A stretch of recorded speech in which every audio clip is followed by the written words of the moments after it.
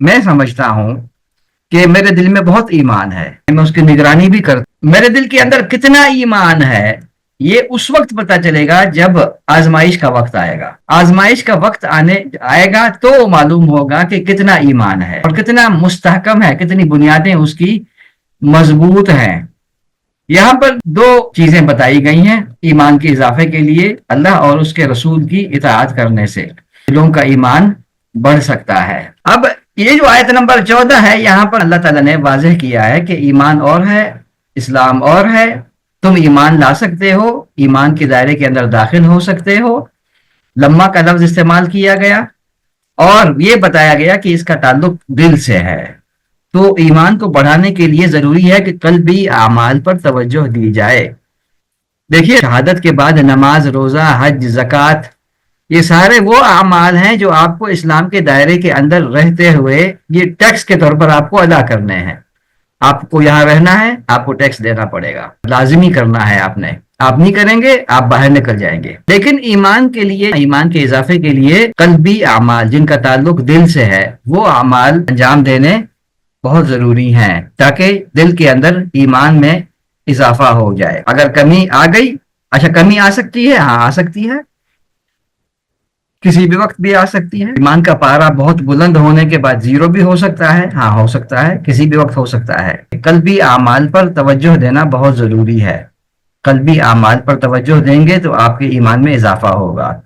قلبی اعمال وہ اعمال ہیں جو دیکھے نہیں جاتے، محسوس نہیں کیے جاتے، اور ان میں اضافہ کرنے کے لیے ضروری ہے جو دنیا کا قانون ہے، وہی قانون جو ہے نا قلبی اعمال کا بھی ہے۔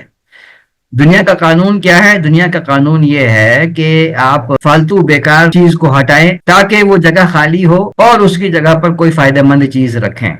یہ کمرہ ہے مثال کے طور پر، اس میں الماری ٹوٹی پھوٹی ہے، اس میں پلنگ جو ہے وہ ٹوٹ گئی ہے، پرانی ہے، وہ سیدھا ہو چکی ہے۔ اب فرنیچر لانے کے لیے ضروری ہے کہ پرانا پھینک دیا جائے۔ جب پھینکیں گے، جگہ خالی کریں گے تو نئی چیز کے لیے جگہ خالی ہو جائے گی۔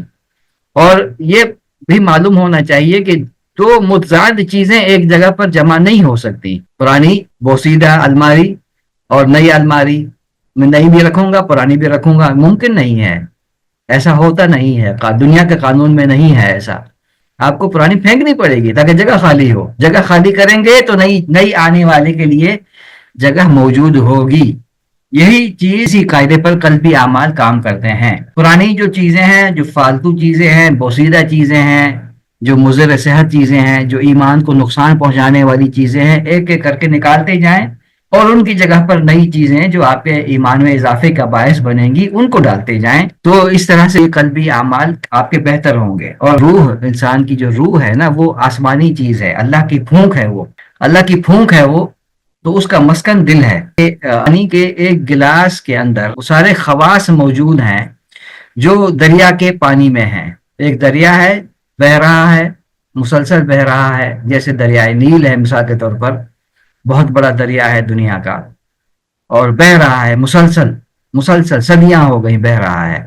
اس میں جو پانی ہے اس کے اندر وہ جتنی بھی خواص اس کے اندر، اس پانی کے اندر موجود ہیں، وہ سارے خواص ایک گلاس کے اندر موجود ہیں۔ ایک قطرے کے اندر، پانی کے ایک قطرے کے اندر بھی وہی خواص موجود ہیں جو گلاس میں ہیں، جو جگ میں ہیں، جو مگ میں ہیں، جو ڈرم میں ہیں، جو دریا میں ہیں۔ سارے خواص ایک قطرے میں وہی ہیں۔ آپ کے دل کے اندر ایک چیز پھونکی گئی ہے، وہ اللہ تعالیٰ کی طرف سے ہے۔ نفخت فیہ من روحی، میں نے اپنی روح میں سے اس کو پھونکا ہے۔ تو آپ کے دل کے اندر جو چیز پھونکی گئی ہے نا، اس کے اندر وہ ساری خواص موجود ہیں جو اللہ تعالیٰ کے اندر موجود ہیں۔ وہ ایک قطرہ ہے، ایک بوند ہے دریا کا۔ تو قلبی اعمال کو بہتر بنانے کے لیے جو روح اس کا مسکن ہے، ضروری ہے کہ اس کی اصلاح روحانی چیز سے ہوگی، اور وہ روحانی چیز ہے اللہ قرآن اور اللہ کا ذکر۔ اس کے بغیر قلب کی اصلاح ممکن نہیں ہے۔ بعض اوقات کہتے ہیں نا کہ صوفیوں کے اندر یہ مسائل ہیں، صوفیوں میں یہ مسئلہ ہے، صوفیوں کے اندر یہ مسئلہ ہے۔ صوفیوں کے اندر بہت سارے مسائل ہو سکتے ہیں، لیکن قلب کی اصلاح کے لیے آپ کو صوفیوں کے پاس رجوع کرنا پڑے گا۔ کیوں؟ ان کے پاس ہیں نسخے دل کی اصلاح کے لیے۔ جو سلفی فکر کے لوگ ہیں نا، وہ بھی قلب کی اصلاح کے لیے بنیاد وہیں سے لیتے ہیں. میں اللہ اللہ کرتے رہے 1000 مرتبہ تو دل ٹھیک ہو جائے گا، ایسا نہیں ہے، ایسا نہیں ہوتا.